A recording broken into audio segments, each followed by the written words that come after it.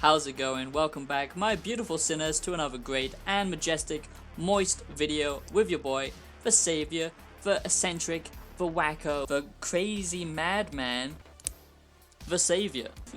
Welcome back to another great video, my beautiful, delightful sinners. If you're new to the channel, which is highly likely because let's face it, you're a dirty sinner, you need Daddy Senpai Savior to absolve you with all of your disgusting sins. So subscribe and become a part of this great and growing community and be a part of something amazing. Also, check out my music that I make on all electronic platforms, on all digital platforms like Spotify and iTunes. Support it, download it, go to Bandcamp and help me by supporting my music. Trust me, you will like it if you like original music that doesn't sound like everything else on the radio. Today, we will discuss Ratchet and Clank Rift Apart, the new Ratchet and Clank PS5 game, the PlayStation 5 Ratchet and Clank Rift Apart game that is coming out in June. That's right. Now, I've been holding this in for a long time because personally, you might not know it, I love Ratchet and Clank, okay? I grew up with this game series, it means a great deal to me. Yes, it's just a baby boy game. Yes, it's basically for children, but still, I love it because I grew up with this. I remember waking up early in the morning as a little Malchicky Wiki, and I would go downstairs, wrap myself in a cocoon in a blanket, and play Ratchet and Clank with such great memories, okay? This was such a creative and original series, something that we don't see in modern day gaming today, where it's all just the same old mechanics, no new original ideas, just the same watered down BS, shiny graphics, you know, as wide as an ocean but as shallow as a goddamn mud puddle. That's the modern day gaming industry, but the original OG Ratchet and Clank, and the second one as well, and the third one to some degree, they were amazing games. They were truly outstanding. They had such creativity and love poured into them. Then, of course, the 2016 remake of Ratchet and Clank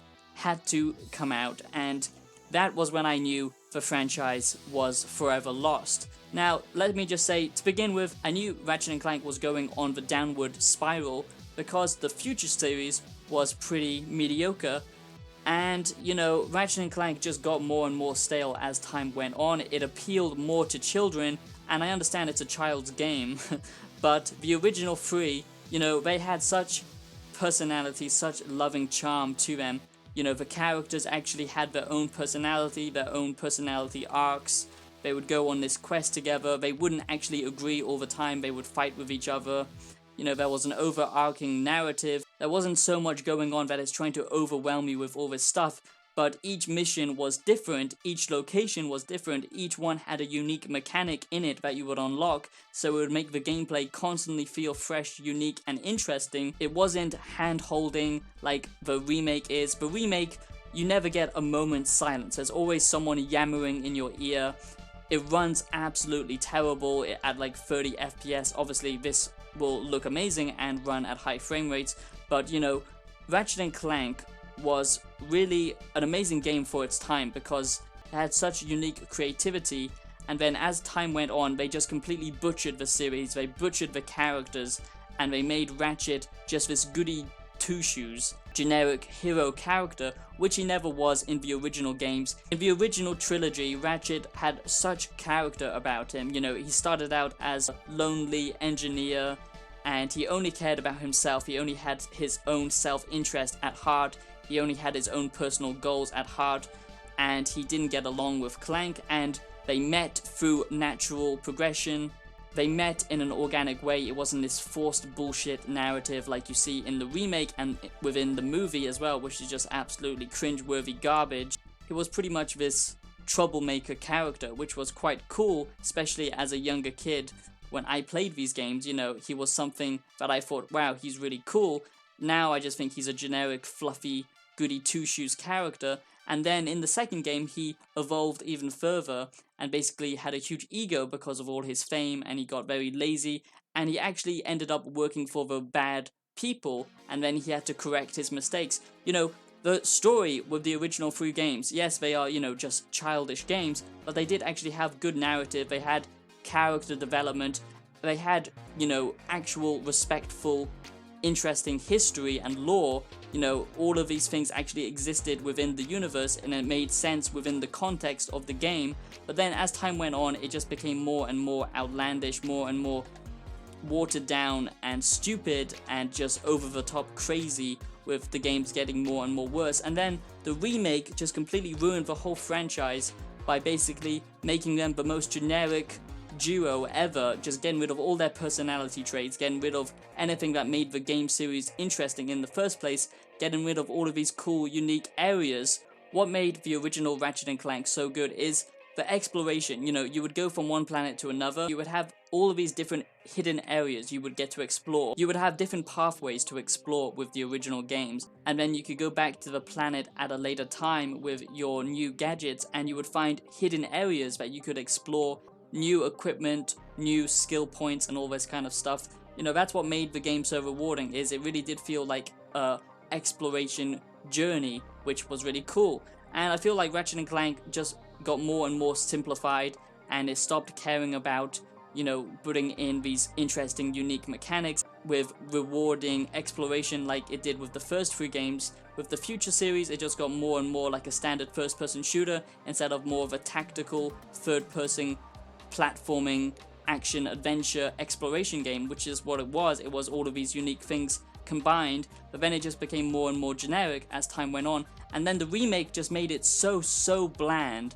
and destroyed the characters, destroyed the story, made all of the gameplay handholdy and boring. It got rid of all of these branching paths that you could go on in the original one. All the characters that you engaged with this time were so boring, and their lines and the writing was so terrible when you compare it to the original games. So please go back and play the original Ratchet and Clank, not this rebooted version, because you'll see just how much better the original is compared to the rebooted Ratchet and Clank in 2016. So now we have the new Ratchet and Clank Rift Apart coming on PlayStation 5, and if I'm honest, I'm not excited for it. I'm not saying Ratchet and Clank Rift Apart sucks. Is Ratchet and Clank Rift Apart worth it? Is Ratchet and Clank Rift Apart worth buying?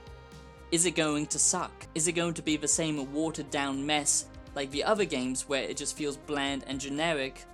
I can't say for sure, but what I do know is I'm not excited for this game, simply because from what I've seen so far, the writing, the dialogue, the characters all seem to be very one-dimensional, very boring. The story is going back to the same generic roots with Dr. Nefarious, when there are so many interesting characters that you could make a villain, or you could actually make, I don't know, a new villain, which would be cool.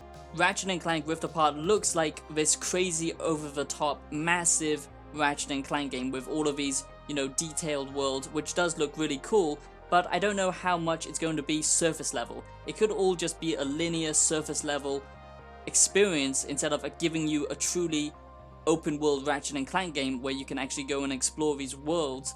That would be so cool, but I just have a feeling it's not going to be like that.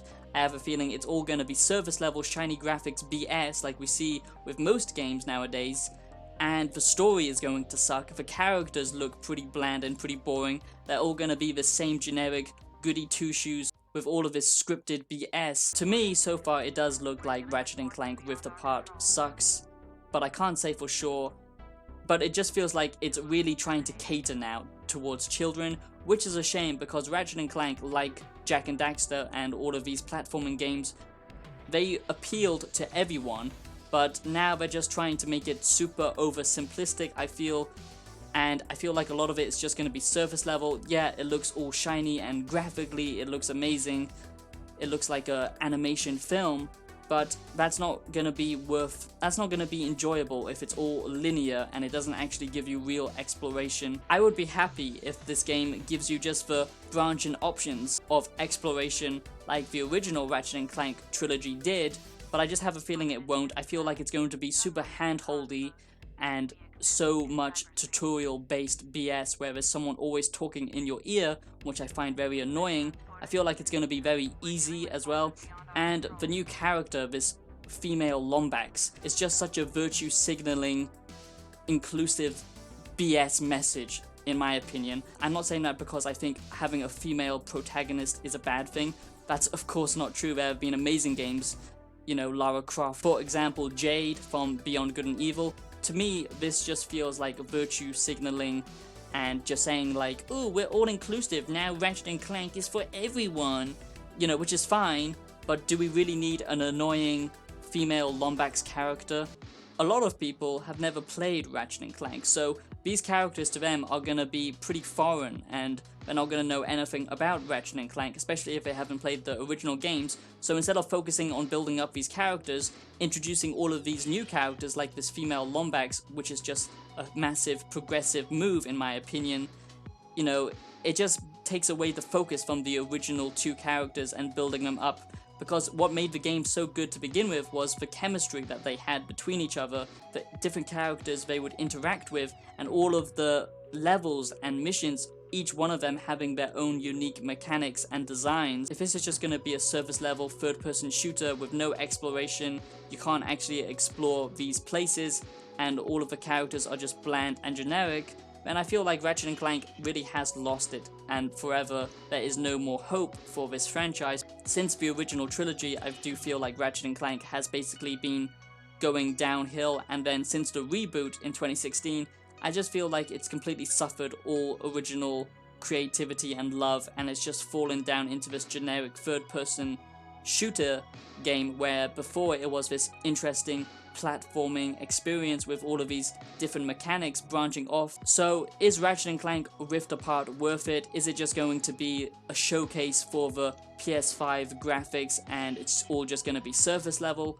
I honestly don't know. I really hope that's not the case, but so far from what I've seen, it does look like Ratchet & Clank Rift Apart sucks, and it doesn't look like it's going to be the next big thing for the Ratchet and Clank series. It all looks scripted, none of it looks like real exploration to me, and I really hope they would reboot this franchise and give the characters the love they deserve and go back to the original consumer-based capitalism humor that the original 3 had. That's what made it funny, was, you know, poking fun at themselves, at this consumer-based world that we live in. You know, it was very self-aware for being a baby boy game, and that's why I loved it.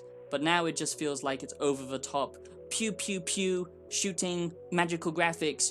Ooh, it's 2021! I hope you enjoyed this video. If you did, smash like and subscribe, and become a member to get extra content. I have a retrospective series on Jak and Daxter, but it's only accessible to members, so become a member today and you will get access to so much content and shoutouts. And I'll see you in the next video. Peace out.